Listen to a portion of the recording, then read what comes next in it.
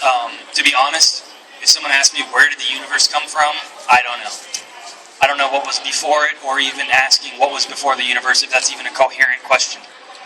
Because, after all, time began at the beginning of the universe, the Big Bang, or whatever. So, if you ask what was before the Big Bang, that doesn't make any sense. It's like asking what is north of the North Pole.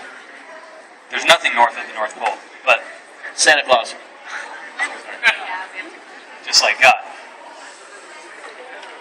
He's not spatially located, so he wouldn't be north of the North Pole because he's omnipresent.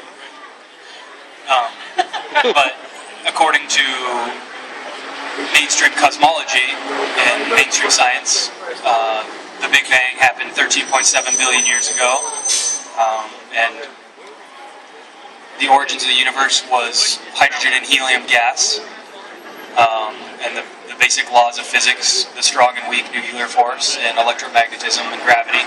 And from this came clouds of hydrogen attracted to each other, which form stars, and they basically are self-imploding balls of hydrogen. And all the stars that we see start out as hydrogen gas, and our sun is, I think, 70% hydrogen and 20% helium.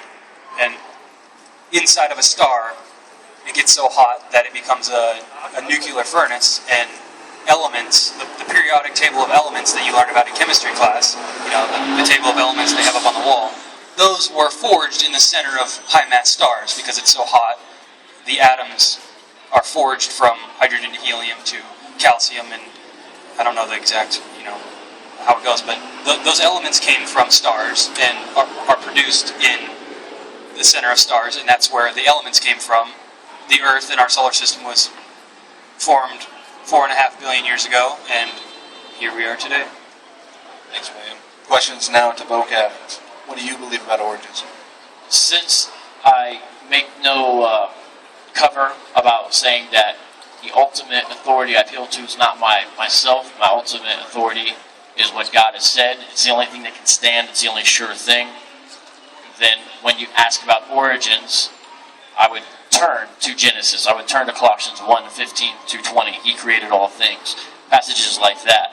And furthermore, I would turn to places that talk about Yahweh upholding nature. So why are things sustained? Not even just created, but why is the universe the way it is? Psalms talks all these places about Yahweh being what you might call, in a sense, not reducing him to this, but the regulative principle of the universe. And then when I say, does this make sense? Well, when I think about what creation is, we ask, is this physical stuff necessary? And if it's not, if nothing here is necessary, if it's all contingent, depending upon something else, none of us are necessary because something existed before us, yet we weren't here. So we're all contingent. Therefore, we're not necessary. What about this physical universe is necessary?